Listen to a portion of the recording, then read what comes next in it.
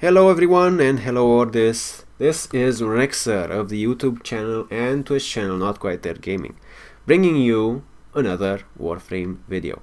And this one, if you haven't guessed already for some reason, is about Ash.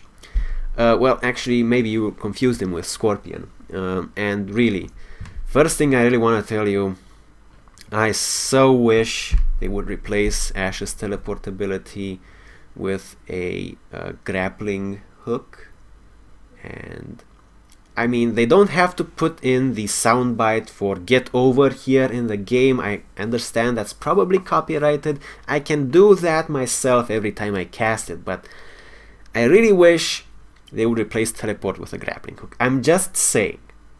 Okay? I'm just saying. So we're gonna take a look at Ash today. I was almost going to say Scorpion. I really like the way I managed to make him look. And probably my colors are what are making me think that he's Scorpion, but the fact that he is pretty much the most straight up legit ninja in the actual game probably contributes to this as well. So, first off, disclaimer. I am heavily biased towards Loki. I have not played Ash that much. I have, however, played Loki since basically when I started the game. He was my starter Warframe almost 2 years ago now. So I will be heavily biased towards Loki. I actually like Ash more now. Yeah, I'm kinda choking on something. The thing is, I like Ash, I like his abilities, I like where they're at right now, but there are a lot of quirks related to his abilities that I heavily dislike. We're gonna get to that in the abilities section of this guide. But before that, let's actually talk about mods and stuff. Also, brief little fashion show. Look at that. Look at that. Awesome. And let me show you the appearance. So we have the Arcane Locust helmet, which I actually recommend that you use for Ash. I do like the Scorpion helmet more, but the Arcane Locust helmet gives you 20 extra energy, which Ash does really need, I would say. If you can get your hands on an Arcane Locust helmet, just wear it. There's no real reason not to.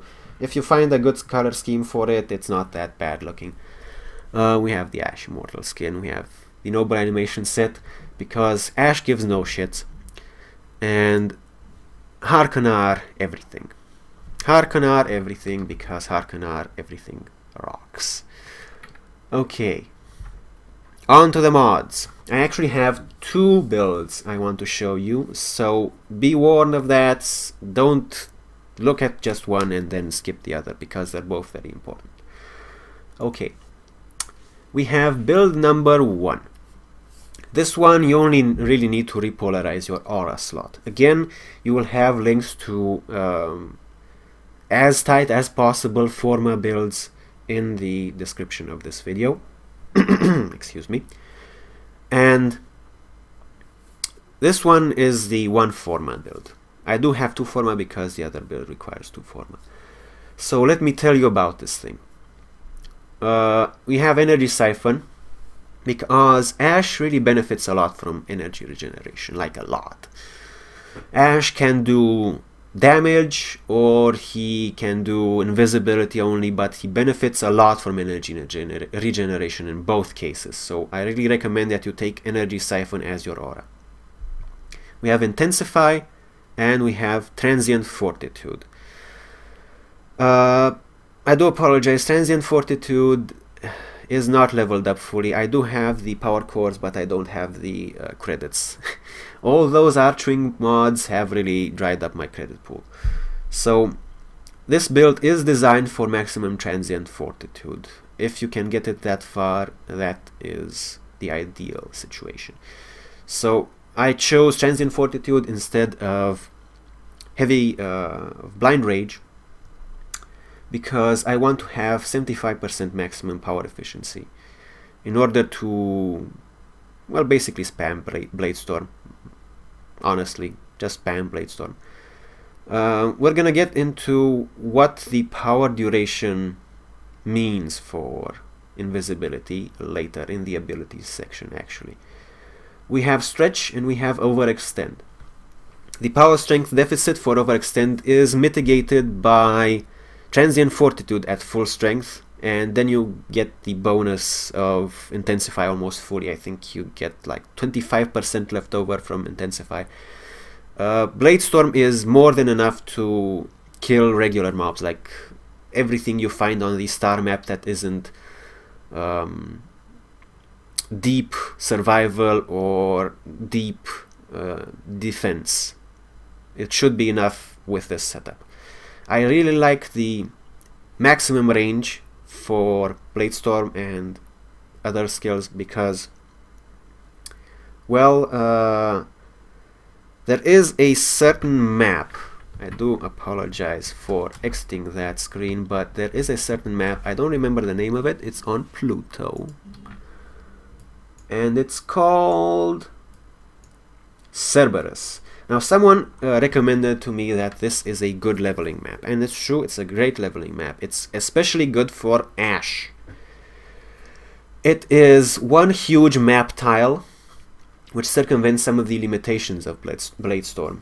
And with maximum range Bladestorm, you can do some really funny stuff like Bladestorming enemies at defense points across the map, and it's really, really fun.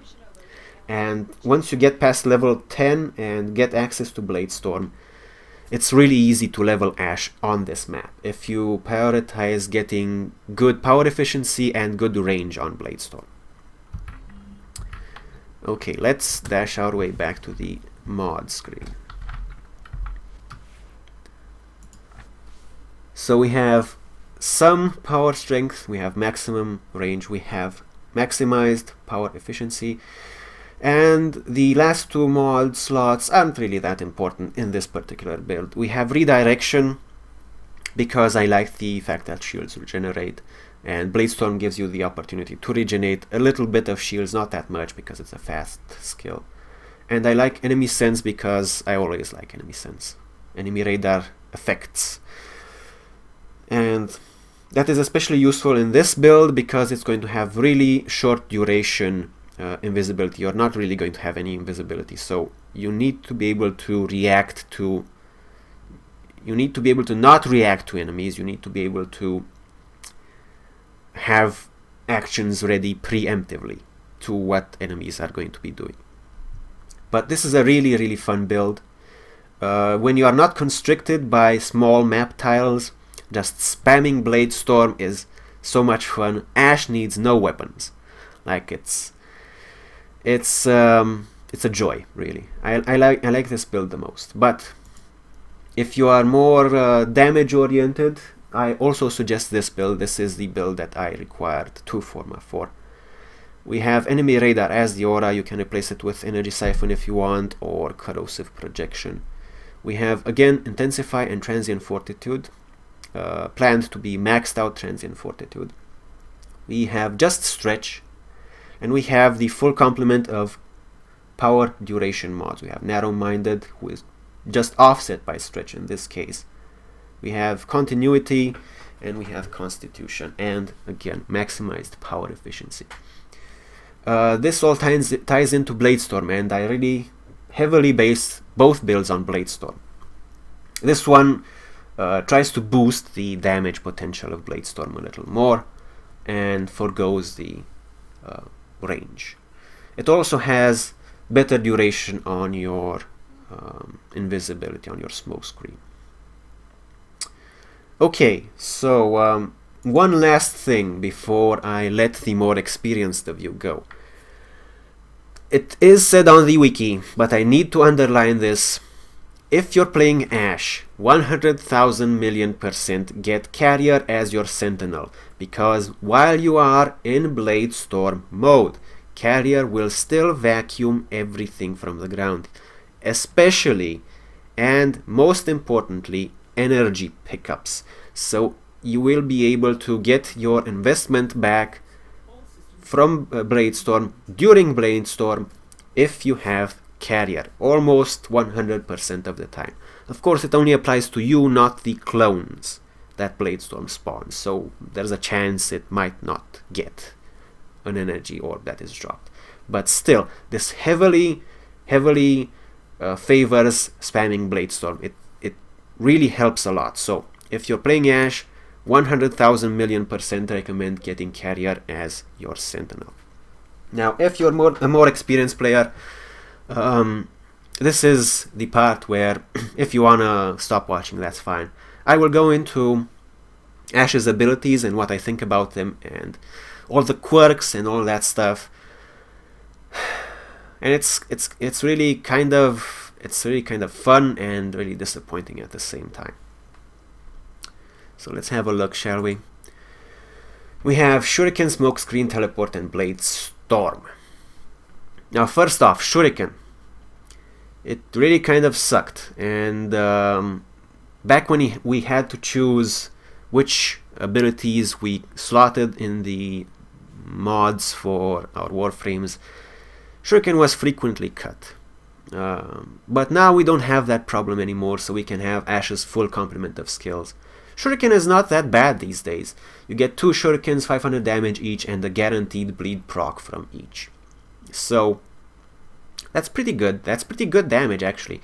The only problem I have with Shuriken, actually, before I get to the problem, it's really great to use this when you're in the air and you just want to finish one enemy off, when you just want to look cool, because Ashe, the way Ashe casts Shuriken, he quickly turns around, throws his Shuriken, and then turns back around. It's a blink of the eye reaction. You can barely notice it. So if you have the noble animation set, for example, and you're just sitting there all cool like, you can just spot an enemy off behind you or to the side, and Shuriken dead. Gives no shits. So that's really good. If you're jumping, you can also use Shuriken. If you, for example, are moving away from an area and you realize there's an enemy behind you that you wanted to finish off and you can't be bothered to aim your weapon again, just turn around quickly, Shuriken, and it's done. Problems with Shuriken. It's unreliable. Extremely unreliable. Everything I just said about Shuriken is awesome, and I love using the skill when it works. It sadly doesn't work that much. I mean, kind of, sort of 50% of the times I've been using it, it kind of sort of works, but the other times not really. Let me give you some contrasting examples. I am defending a pod in a defense mission, and there's an enemy just hanging out. You know the indoors corpus defense style set. You should know what I'm talking about.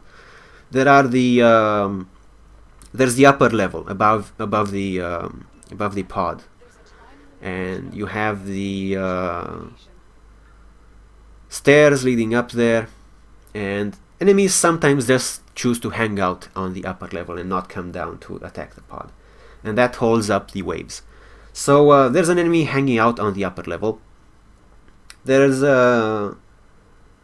obviously access to the very top of the map, and all my friends are scrambling about where's the enemy, where's the enemy. They're trying to go up the stairs and take care of that enemy who is just hanging out there.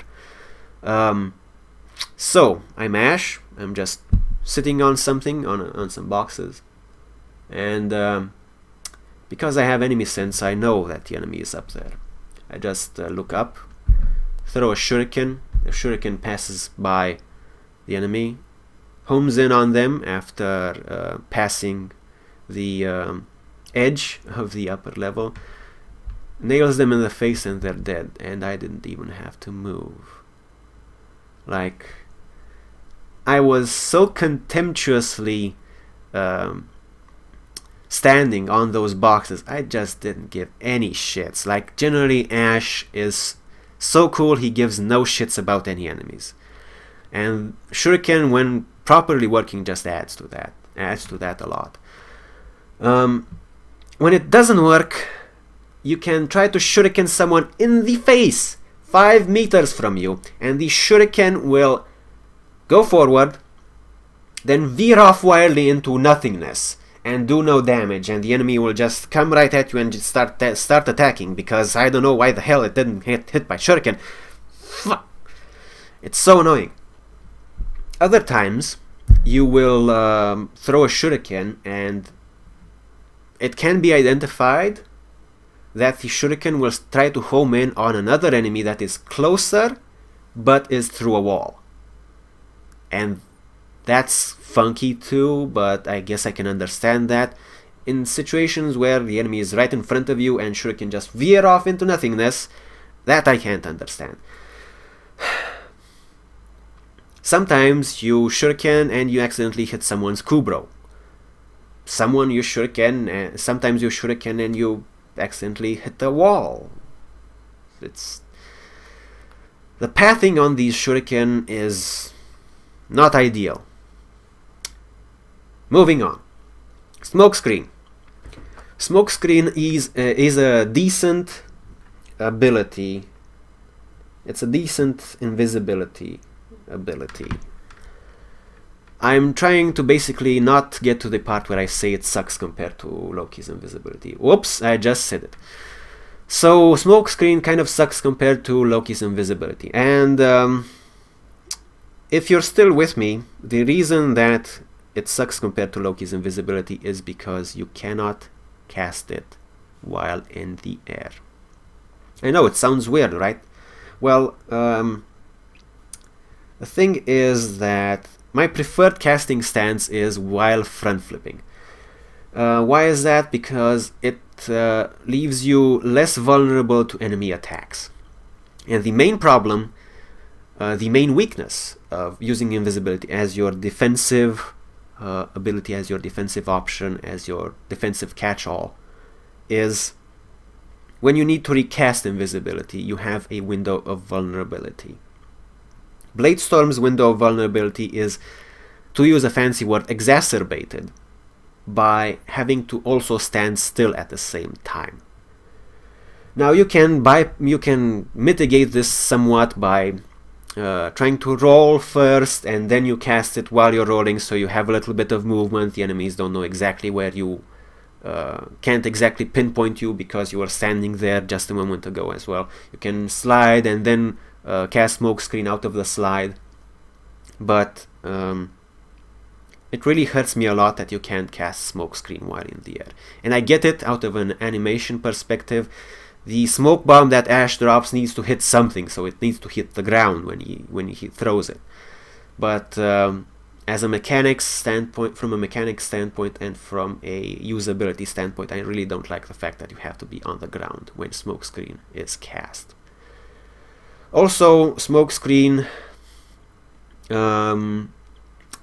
I did a few calculations a long time ago, so please excuse me if I remember these incorrectly, but Smokescreen does have lower duration, lower base duration than invisibility for Loki, and it has lower power efficiency than invisibility for Loki.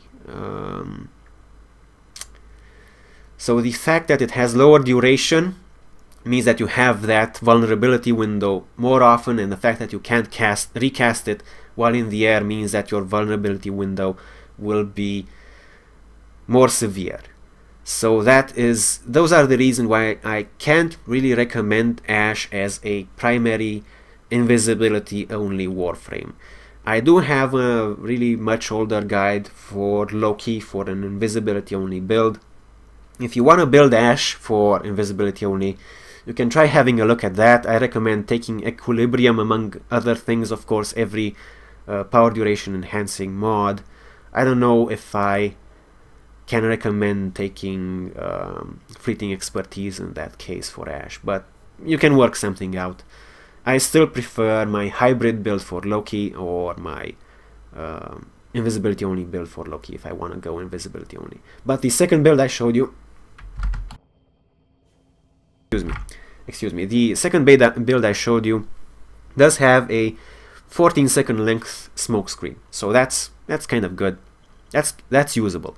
The first build I showed you has a 3-second Smokescreen, and in that case, Smokescreen is only used to stagger enemies and temporarily confuse them. So it's kind of a team player skill in that case. It has a good range with maximized power range, and it will stagger enemies for like 1 or 2 seconds. You will be invisible for 2 or 3 seconds. If you do the slide or roll trick while casting smokescreen, you probably won't get hit while you're casting it, and you can give your other teammates a little breathing room. For example, if someone is trying to res someone, you can even try to chain smoke screens to keep the enemies at bay while they're resing the other person, and so on. Or if you're going into a new room, you can smoke screen to stun anyone in that room to avoid their immediate reactions, and then your team rolls in and kills everyone with impunity. So for maximized power range, minimized power duration, smokescreen can be used as a staggering tool, and that is actually what I prefer to use it as. Then we have teleport. Teleport, not much to say about teleport. It's actually the only skill of Ashes that I don't have many problems with. It used to really suck because you got teleported in front of an enemy and they could just shoot you in the face and you're going to die, and that makes no sense. You can use teleport to Kubros, to friends, to enemies, to objectives, to pretty much anything except environment objects, I guess. It has its uses. It's a good skill, for example, in that excuse me, in that leveling mission that I showed you, to relocate yourself across the map, or catch up to your teammates if they are running far ahead of you, and so on. Or if you are in an awkward position and you need to get to an enemy, to a friend, to resurrect him, you can use teleport to get there faster. So that's good. But yeah, there's not much I have to say about this. It staggers the enemy now if you teleport to it. It leaves them open to a melee finisher, so you don't get shot in the face immediately. That's good. And you can combo teleport and into smokescreen, because the enemies will be caught off guard when you just teleport in there. You can smokescreen to stagger them and then just do whatever, or combo it into Bladestorm, which is what I prefer to do most of the time. Now, Bladestorm, the meat and potatoes of the way I would like to build Ash. Bladestorm is an awesome skill these days. It does quote-unquote finisher damage, which bypasses enemy armor. It also guarantees a bleed proc afterwards. So in the end, it doesn't just do 2000 damage, it does a lot more than that. I don't know the exact numbers off the top of my head. I think it's 35% extra damage per second for 6 seconds. So that is what? 3 times 7, that's 210% extra damage. So that's almost 6k damage base? Damn! Anyway, you can find all those calculations on the wiki without any problem. It does a lot of damage. For enemies in non-survival, non-defense missions, the base damage is more than enough to kill them. If you find an enemy that is too tough, like an ancient or something, you will actually have Bladestorm repeating itself as long as the maximum number of targets is not reached. So it attacks 18 targets. If you have less than 18 targets in the area of effect, Bladestorm will do consecutive attacks on whatever tougher targets are still remaining after the original barrage of 1 attack per target. I have found, however, that Bladestorm does not do this really nice repeating feature on bosses. Apparently, I think for some reason, I'm not entirely sure. I've tried it on Forid a few times, it doesn't work on him. I've tried it on Infested Mesa, and it doesn't work on her either, so I don't know. Probably doesn't work on bosses, but it does seem to work reliably on ancients that are too tough and so on. So that's good. You have 2 ranges to consider for Bladestorm. You have the range in which it picks targets relative to the target you aim at when you're engaging Bladestorm, and the range at which it lets you pick the primary target. So you have the primary target at which you point your reticule to engage Bladestorm, and then you have a range around that target, in which Ash picks targets, subsequent targets for Bladestorm. The mitigated narrow-minded build has some decent range on both of those. I wouldn't recommend going full narrow-minded because that will limit your range of engaging Bladestorm, and I really recommend taking stretch, but you can experiment if you're doing something where enemies are easily funneled into a specific area. You can try to take out stretch. But with maximized power range, Bladestorm can really do some work, especially in that mission I showed you in Cerberus. You can basically engage from across the map, and Ash will pick targets, his full 18 targets, most likely, and just go to town. I leveled so easy in that mission, I can't even tell you. And in other missions, it's good, except for the only fact that I really dislike about Bladestorm. Well, actually there's a lot of things I dislike about Bladestorm, but the main thing that limits the usability of Bladestorm is the fact that you are limited to choosing subsequent targets by them being in the same map tile as the main target. So map tiles. If you have a map with big map tiles, it's not that big of a problem, and you can make full use of the maximized power range build. If you have a map with smaller map tiles, or if you're trying to use it through doors, you're gonna have some problems. You're gonna end up in awkward situations where there's 10 enemies that just ran through the door, and you're going to engage on someone past the door, and you're just gonna attack twice, and then you're going to come back to your original starting position and figure out that you are under attack by those 10 or 12 enemies that made it through the door because Ash is not going to Bladestorm. If you have a lot of problems with that, I suggest the second build, because it has more emphasis on Ash's other skills, on smokescreen specifically, and on the damage of Shuriken, for example, which you can use in those situations. Otherwise, Bladestorm is awesome. If you can find a map with map tiles that are roomy enough, it's awesome. If you can just find a cluster of enemies that is tight enough, it's awesome.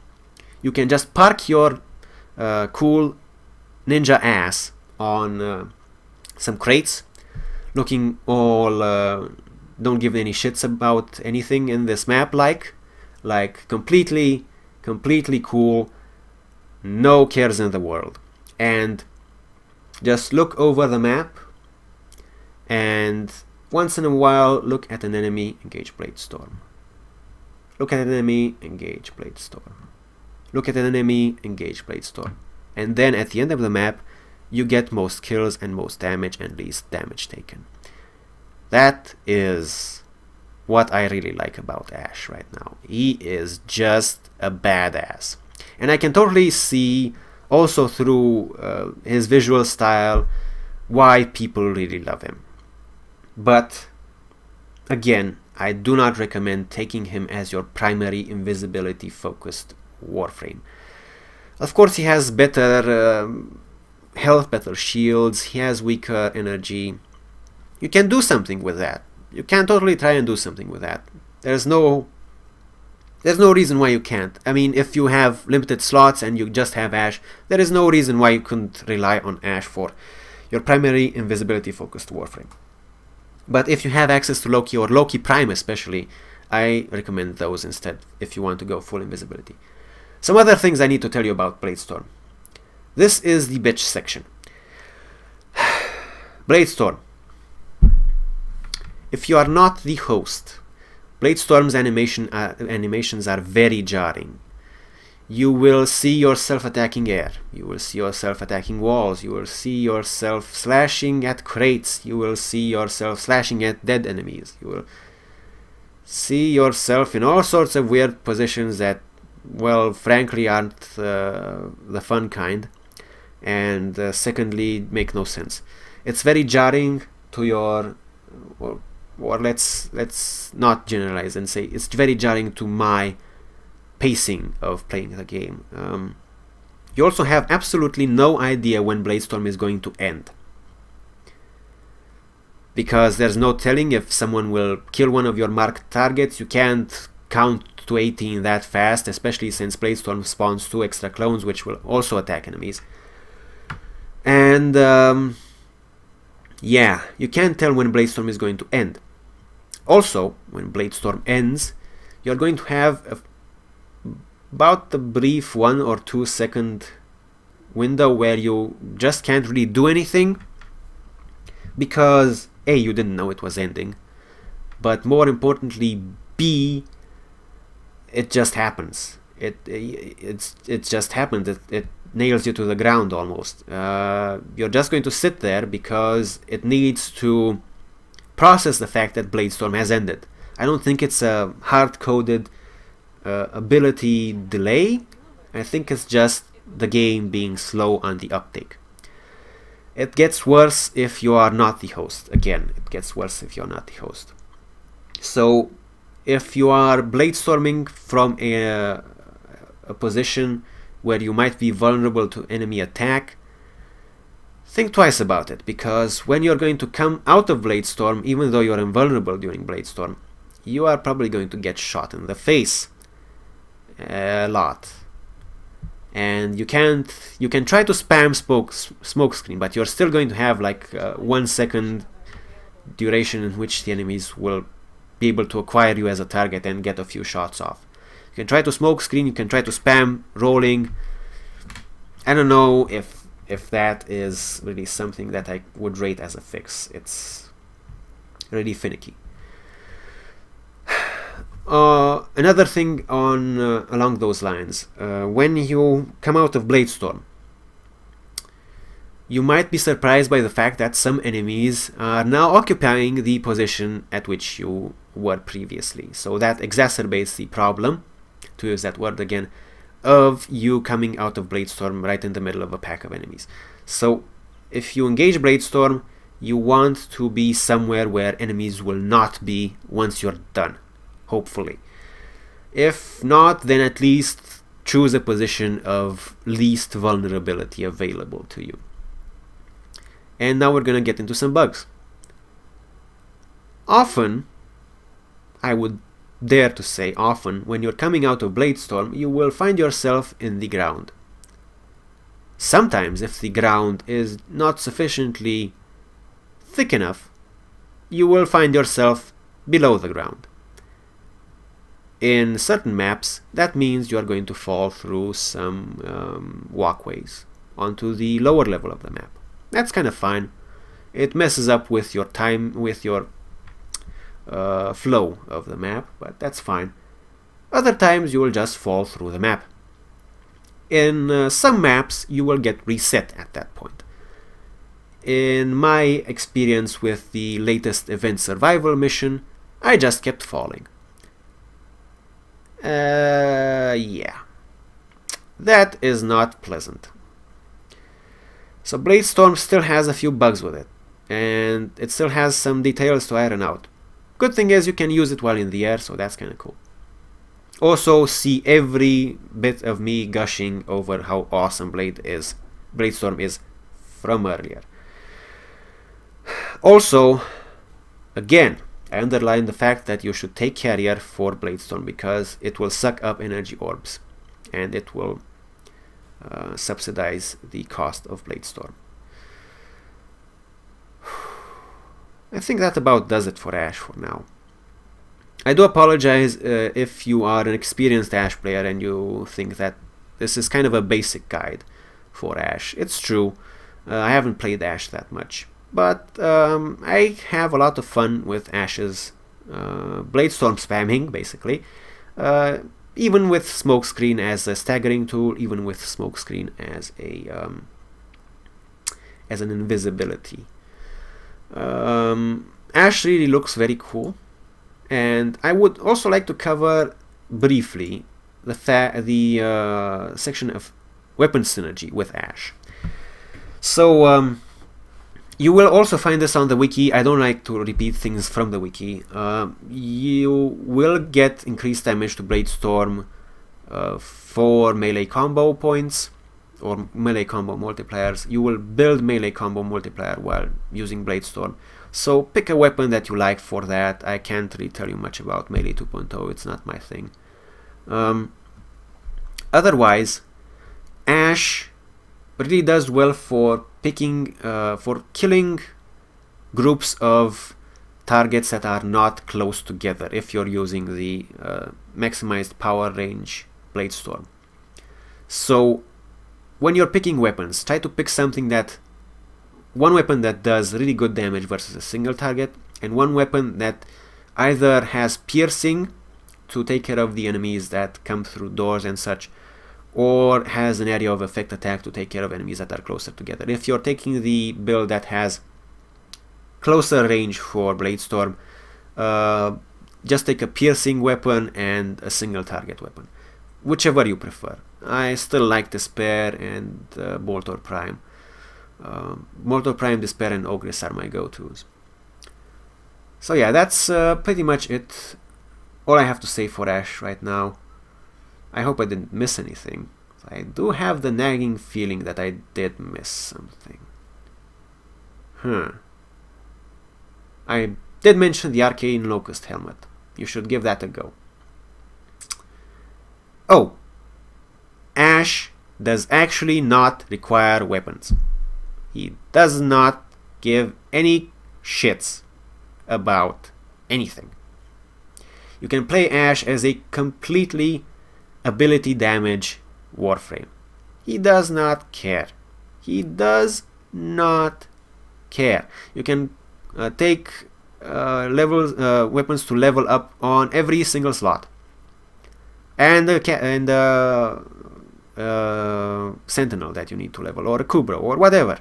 Ash does not care. You just need Bladestorm, Shuriken, Smokescreen, and some instances teleport. You can just do everything other Warframes can do, the same amount of damage, the same amount of kills, just by using Bladestorm. He does not care. So he's really good for that, for leveling up your weapons, as well as just indulging in the coolness factor of him. Yeah, I think that pretty much does it. Thank you all very much for watching. Thank you for your continued interest in my Warframe guide series.